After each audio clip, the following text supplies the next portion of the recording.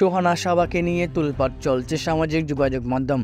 গণমাধ্যমে সুহানা সাবার দেহ ব্যবসার চাঞ্চল্যকর তথ্য ফাঁস শিরোনামে একটি ভিডিও প্রতিবেদন প্রকাশ হয়েছে। এতে বেশ চটেছেন অভিনেত্রী। এই সংবাদ সম্পূর্ণ মিথ্যা, ভিত্তিহীন ও উদ্দেশ্য প্রণোদিতভাবে করা হয়েছে বলে দাবি সুহানার। ইনস্টাগ্রামে একটি পোস্ট দিয়ে এই সংবাদের বিষয়ে খুব চেড়েছেন সুহানা সাবা। পোস্টে তিনি লিখেছেন, দেশের একটি গণমাধ্যমের অনলাইন আমার বিরুদ্ধে 6 সেপ্টেম্বর একটি ইউটিউব এবং অনলাইন নিউজ করেছে, যা সম্পূর্ণ মিথ্যা, ভিত্তিহীন এবং উদ্দেশ্য প্রণোদিতভাবে করা হয়েছে যাতে আমার সুনাম নষ্ট হয়।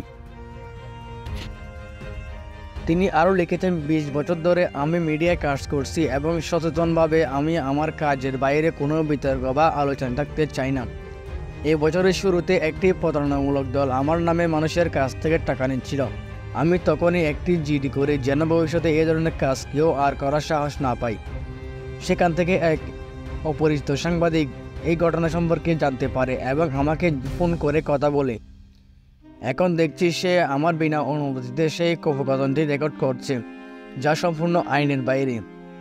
সম্মানহানির চেষ্টা হচ্ছে জানিয়ে অভিনেত্রী বলেন, একজন নারী হিসেবে আমি সেই সময়ে আমার সম্মান বাঁচাতে যে কাজটি করেছি সেটি এই অসময়ে এসে আমার বিরুদ্ধে বানোয়াট নিউজ করে আমার রেপুটেশন নষ্ট করার চেষ্টা করেছে একটি বিতর্কিত হেডলাইনের মাধ্যমে। আমি তাদের শক্তভাবে বলতে চাই, আগামী 2 ঘন্টার মধ্যে আপনারা আপনাদের জায়গা থেকে প্রত্যেকটি নিউজ ডিলিট করবেন, না হলে আমি এই প্রমাণ দিয়ে আইনানুগ সিদ্ধান্ত নিতে বাধ্য হব।